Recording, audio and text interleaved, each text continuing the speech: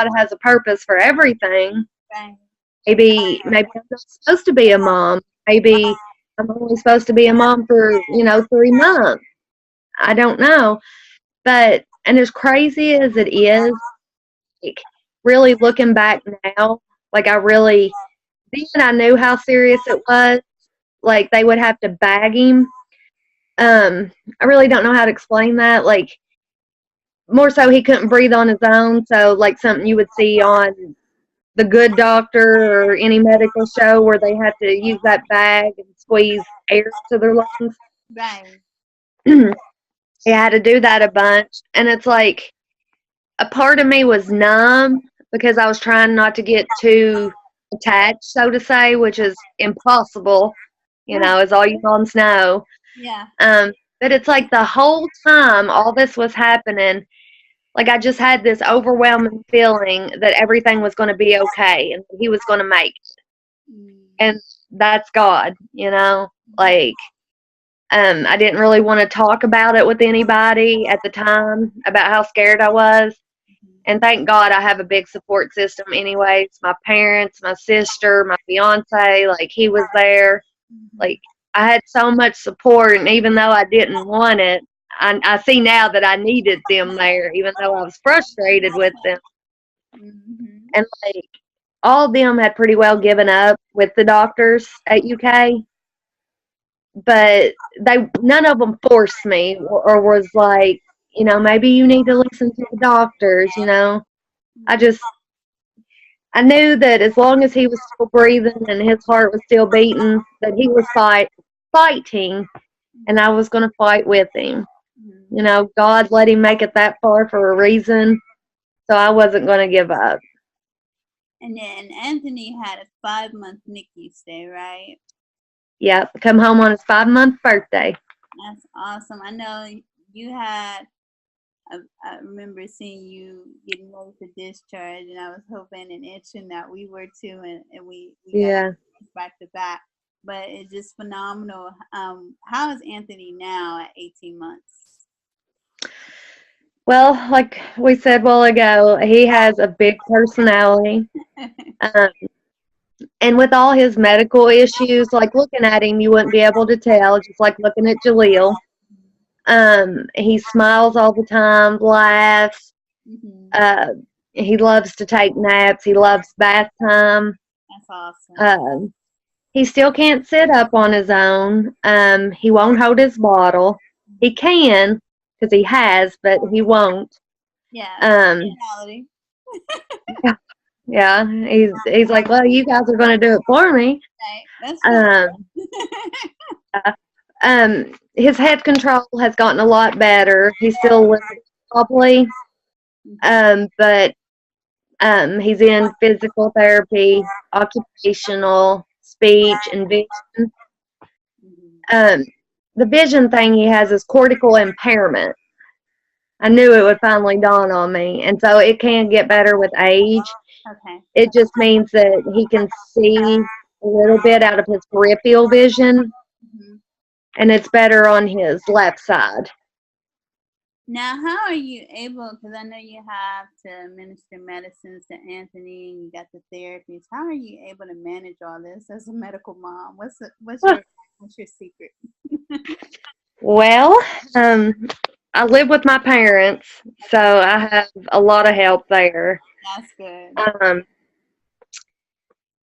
Wow, that's a good question. It's like, how do I do it? Whenever I have to think about it, like I just do it. Yeah. No, in the mornings, he gets it as soon as he wakes up, and it's just like I've gotten into the routine of it. Whenever we first come home, we had to put a list on the refrigerator of which medicine, how much, when to give it. And of course, thank God, like I said, I live with my parents, so there's always somebody to remind me. I keep a calendar, and I write everything in the world on there. Like, if he's getting a new medicine, I write when he's supposed to stop it or up it. And I stay in constant contact with his neurologist, especially. I usually contact him once a week. just to let them know how he's doing with his spasms, and if the medicine's making him too sleepy, or if it's up, or okay. I think the biggest lesson that I learned personally is to follow your heart. I know a lot of first-time moms with sick or medically fragile children, like, they're worried about whenever that baby comes that they may not know what to do.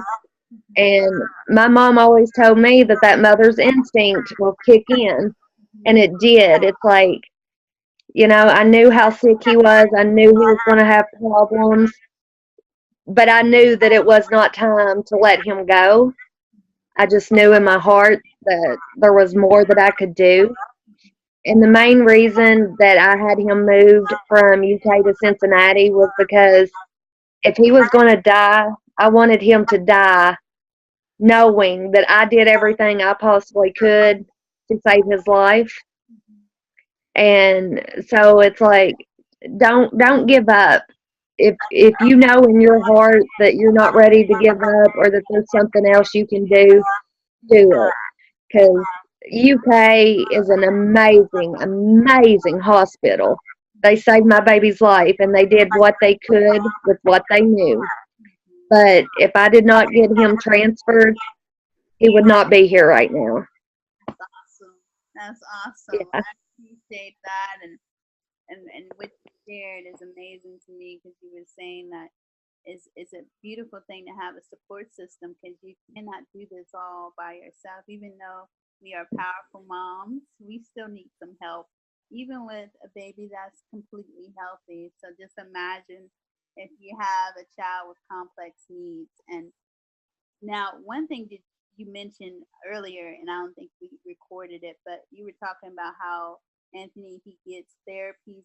Now, he gets some therapies at home, right? Yes, he gets his speech therapy and his vision therapy through First Steps. Okay. And it's a free agency. I don't know if you guys have it in Arkansas. We have something similar. It's called Arkansas Kids First, Following Baby Back Home. Okay, yeah, so it's same difference, more or less. So they come to my home, and Anthony's speech therapist, she is amazing. Like, he adores her. His vision therapist, he had one ever since he come home, and she ended up having to leave him because she lived too far away. So we're just getting acquainted, so to say, with this new therapist. Okay. And of course, she came right when he had to start them steroids, and his sleep schedule was all messed up. Mm-hmm. So it's kind of rough trying to get her used to Anthony whenever he's more or less at his worst, because he sleeps a lot. But she's super nice and patient, and that helps because it's 2 less places we have to go. His physical therapy, his occupational therapy, I have to drive to the next town, which is about 20-minute drive, so it's not bad. And they do them in the same day, back to back, so that helps. Right. And that way you won't have to worry about back-to-back appointments. So that's good. I'm thankful again, Tessa Hart, for sharing your story about Anthony. I'm glad he's moving in the right direction. Our babies have come so far, and it just warms my heart to know that Anthony's doing well, and I know that he will continue to do well because he has loving parents and a loving support system. So thank you again for your time. I appreciate it. And thank you for having me. And if anybody has any questions about congenital CMV, again, it's a cytomegalovirus. If anyone has any questions, I will answer to the best of my ability. And if I don't know, I will find out for you. Right. Because in this journey, you learn a lot of medical jargon. Yes. So if I did not explain something well enough, just let me know. Or Tanisha can let you know, because she probably knows more than I do.